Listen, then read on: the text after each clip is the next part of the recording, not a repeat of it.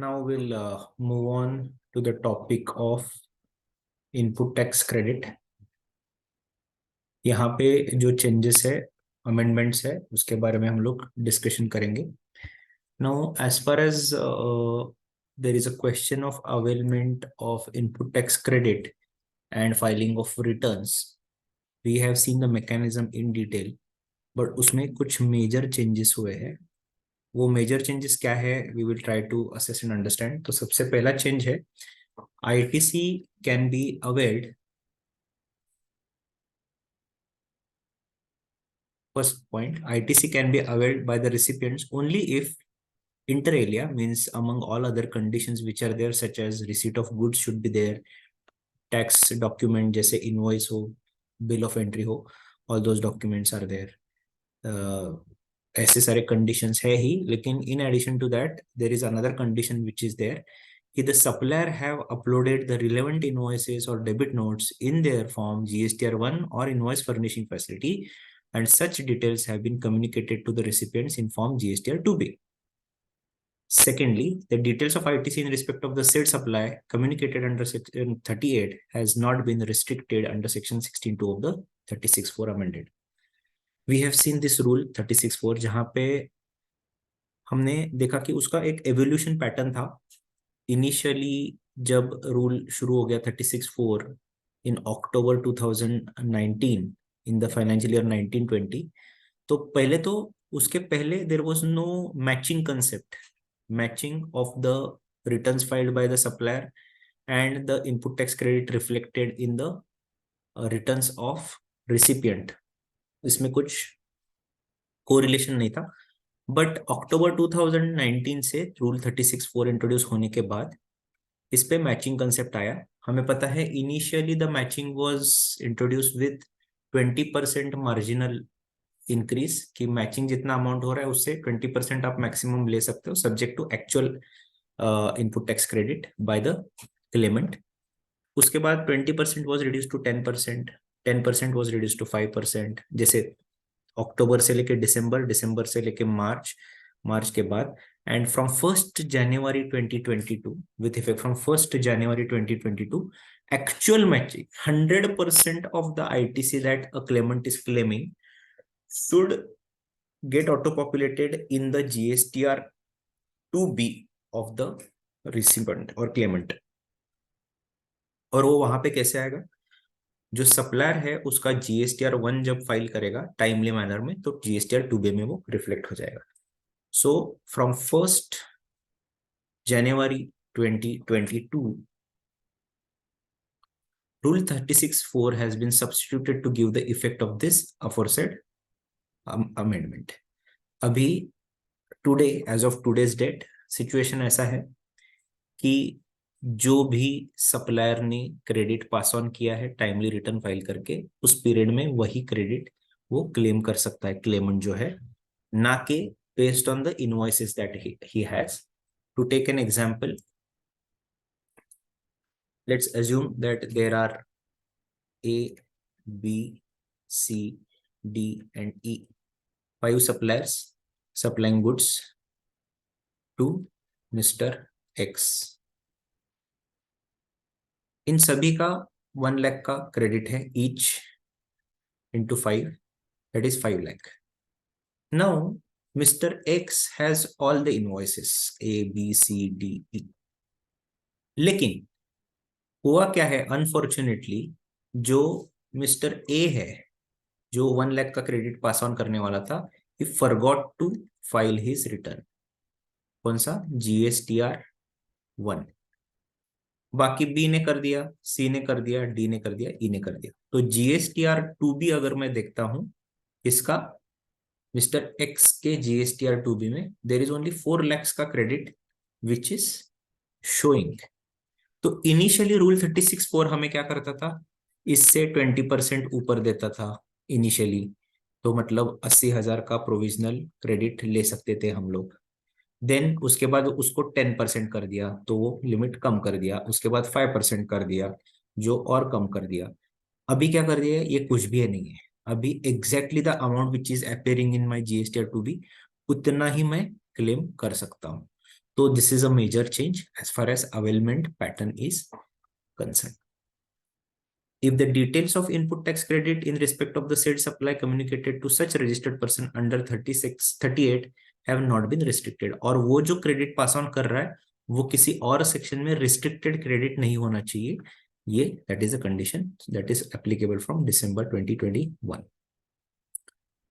दूसरा another important एक change है जो मैंने बताया, जैसे कि इनपुट टैक्स क्रेडिट क्लेम करने के लिए जो last date for availment of input tax credit है, that was due date of furnishing the return under section 39 of the September month of the next financial year. ये पहले वाला provision था. So this is the earlier provision earlier. Now this has been changed to this provision. What does it say? तो थोड़ा सा period बढ़ा के उन्होंने बोल दिया कि you can claim it up till 30th day of the November of the next financial year. तो टेक्निकली देखा जाए तो अक्टूबर का जो रिटर्न है, अक्टूबर का, that will be filed on 20th November 20, let's say अभी 22-23 का है, 22-23 ये फाइनेंशियल ईयर का है, तो इसको अक्टूबर की सब जो पहले क्या था सितंबर मंथ के रिटर्न तक हम लोग अवेल कर सकते हैं. एक आध इनवॉइस अगर छूट गई है मुझसे अवेल करने की, I am talking about the availment, utilization पे कोई भी पाबंदी नहीं है, वो अनलिमिटेड पीरियड के लिए एक बार अवेल करने के बाद यूटिलाइज कर सकता है, लेकिन अवेलमेंट के लिए लिमिट है. तो अवेल करते टाइम अक्टूबर के रिटर्न फाइलिंग डेट मतलब 20 नवंबर तक ही होगा, लेकिन कहते टाइम वो कहते हैं 30th November, मतलब you have to file October month's return late by 10 days to avail the full benefit of this provision. So technically this 30th November today is also 20th November if you want to file the return in a timely manner, but as a matter of provision they say that 30 नवंबर तक आप ले सकते हो. तो if you need to assess कि आप अभी आपका रह गया है कुछ अवेल करना 12 महीने के पीरियड में, तो अगले साल में अप्रैल से लेके अक्टूबर तक के कोई भी रिटर्न में आप उसको क्लेम कर सकते हो, प्रोवाइडेड दैट अक्टूबर महीने का जो रिटर्न है वो 20 तारीख का है, वो और 10 डेज भी लेट आप कर सकते हो, 30 नवंबर तक भी कर सकते हो, अक्टूबर ही नहीं कोई भी पहले भी, सितंबर का, अगस्त का, कोई किसी भी मंथ का हो, but the due date has now been extended up to 30th November instead of 20 October. क्यों 20 अक्टूबर? अर्लियर सितंबर महीने का डेट था, तो either it is 22nd October technically या 24th of October. This is for some states, this is for other states. States are divided into 2 categories, तो उस हिसाब से ये चेंज एप्लीकेबल होगा. Then date of issuance of debit note to determine the relevant financial year. इसमें ऐसा है कि let me tell you the history. जो डेबिट नोट इशू होती है that is for addition in the value or addition in the taxes of the original invoice. Let's say there are negotiations, rate बढ़ा के मिला या quantity ज्यादा गई है, इनवॉइस में कम लिखी हुई है, तो you have to issue a debit note for additional value as well as additional tax purposes. तो इस केस में क्या होगा, अगर जो इनवॉइस का डेट है उस पे भी सेक्शन 16(4) का लिमिटेशन, सेक्शन 16(4) का जो लिमिटेशन है वो जस्ट अभी हमने ऊपर देख लिया है कि नेक्स्ट साल के सितंबर महीने की ड्यू डेट था पहले, अभी वो नेक्स्ट साल के 30th November तक लेके गए हो, उसको एक्सटेंड किया है.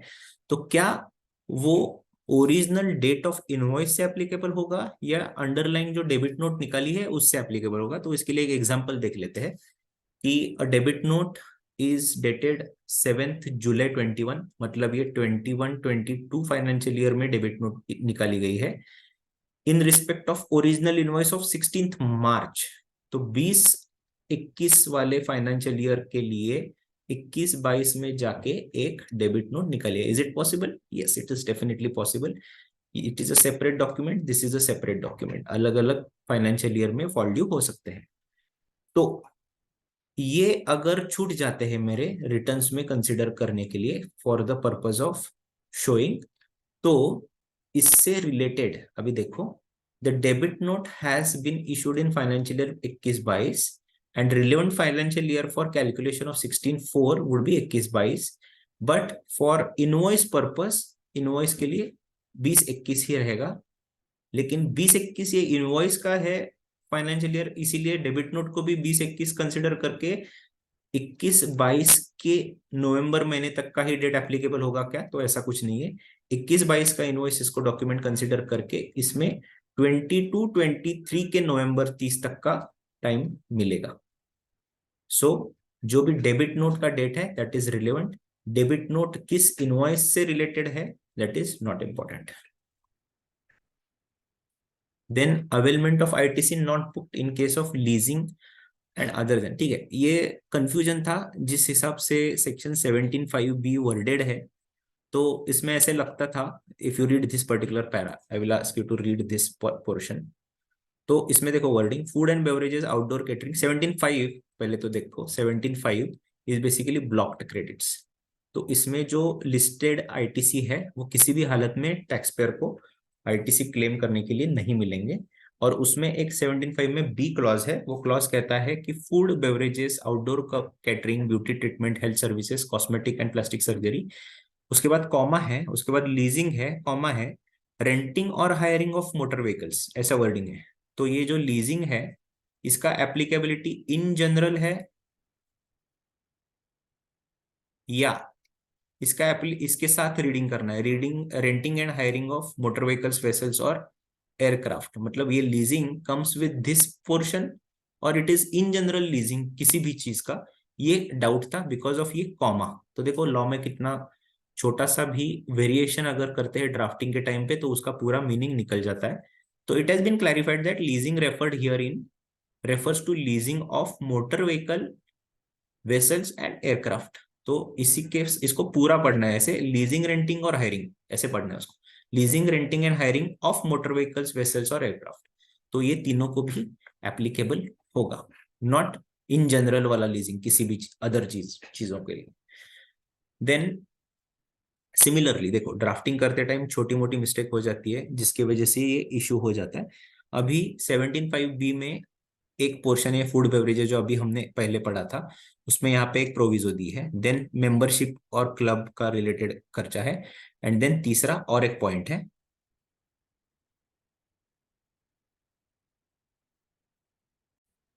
और इसके बाद एक प्रोविजो यहाँ पे दी है। तो ये प्रोविजो जो है वो कहती है provided that input tax credit of such goods और सर्विसेज और both shall be available where obligatory for an employer to provide the same in to its employees under any law for timing in force. मतलब अगर law में ऐसा दिया है कि ऐसी सारी जो चीजें हैं वो आपको मैंडेटरीली प्रोवाइड करनी है, तो उस केस में ये आईटीसी जो है जो अवेल की है गुड्स और सर्विसेज उसका एलिजिबल होगा, ना कि इन इसमें ब्लॉक्ड होगा। तो ये प्रोविजो है वो सिर्फ 3 वाले पॉइंट्स को एप्लीकेबल है या 1, 2 एंड 3 को प्रोविजो दी है, ये समझ में नहीं आ रहा था बिकॉज ऑफ दिस कोलन।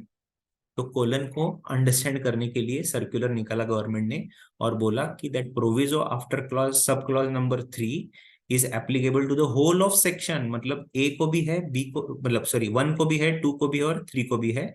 और ये कोलन जो है जैसे यहाँ पे कोलन देके यहाँ पे प्रोविजो दी थी वैसे ही 1, 2, 3 को ये कोलन है उसका वो प्रोविजो है। तो इन तीनों भी केसेस में अगर if it is mandated by an law or obligatory for employer to provide the same to the employees for any law in timing in force, तो उस केस में उसका इनपुट टैक्स क्रेडिट मिल जाएगा।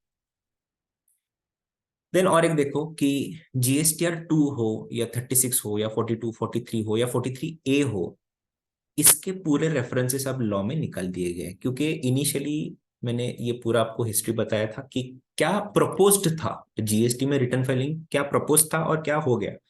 प्रपोज था कि 1 होगा, 1 का जाएगा 2 में, 2 का फिर जाएगा 1A, 2A और फिर 3, ऐसे 3 अलग अलग टाइप के रिटर्न्स अलग अलग टाइम पे फाइल करने। लेकिन ये सब कुछ हुआ ही नहीं, डायरेक्टली आ गया 3B और इसके साथ आ गया 2A और 2A को रिप्लेस किया अभी 2B ने। तो इसमें क्या हुआ, जो ओरिजिनल सेक्शंस थे जो ये सब पूरी हिस्ट्री बताते थे उन वो वैसे ही रह चुके थे। तो उनको निकालने के लिए जो भी रेफरेंसेस उसमें थे जैसे कि GSTR 2, now GSTR 2 never went live, this was never live. तो इसके लिए उसके सारे रेफरेंसेस निकाल दिए। तो रिमूवल ऑफ रेफरेंसेस, ये एक्ट को क्लीन अप करने का काम किया उन्होंने, अच्छी चीज है। देन उसके साथ और एक रिमूवल है वो भी देख लो आप कि, एक मिनट, ये देखो, अभी ये 50% ऑफ, अभी एक प्रोविजन था बैंकिंग रिलेटेड आईटीसी का, उसमें भी रेफरेंस था जीएसटीआर 2 को 41, 42, 43 रिलेटेड। तो वो सारे रेफरेंसेस अभी निकाल दिए हैं, पुराने जो प्रोसीजर है रिटर्न फाइलिंग की उसके रेफरेंसेस पूरे काट दिए गए। Then in case of non payment of value of supply, अभी 180 डेज के अंदर अंदर you have to make payment to the supplier. अगर नहीं होता है तो ITC becomes ineligible temporarily. Once you again pay to the vendor it becomes eligible for you to claim the input tax credit. तो इसके चलते थोड़ा सा एक चेंज है, वो देखो 1 अक्टूबर 2022 से लेके एप्लीकेबल है। वो क्या है? अमेंडेड प्रोविजन पहले पढ़ता हूँ। The registered person must pay to the supplier the value of goods और services along with the tax within 180 days from the date of issuance of invoice. However, where a registered person who has availed ITC on any inward supply and fails to pay to the supplier thereof the amount towards value of such supply along with the tax payable thereon within the time limit specified in the second proviso to section 16 subsection, that is 180 days, shall pay an amount equal to the ITC availed in respect of such supply along with interest payable thereon under section 50 while furnishing the return in form GSTR 3B for the tax period immediately following the period of 180 days from the date of issuance of tax invoice. तो initially तो उसने ITC claim कर लिया, उसके बाद 180 days जिस period में complete हो रहे हैं तब तक अगर पेमेंट नहीं किया है तो उसके नेक्स्ट रिटर्न में, मतलब उस पीरियड के रिटर्न में उस आईटीसी को रिवर्स करना है along with the interest under section 50 subsection 1.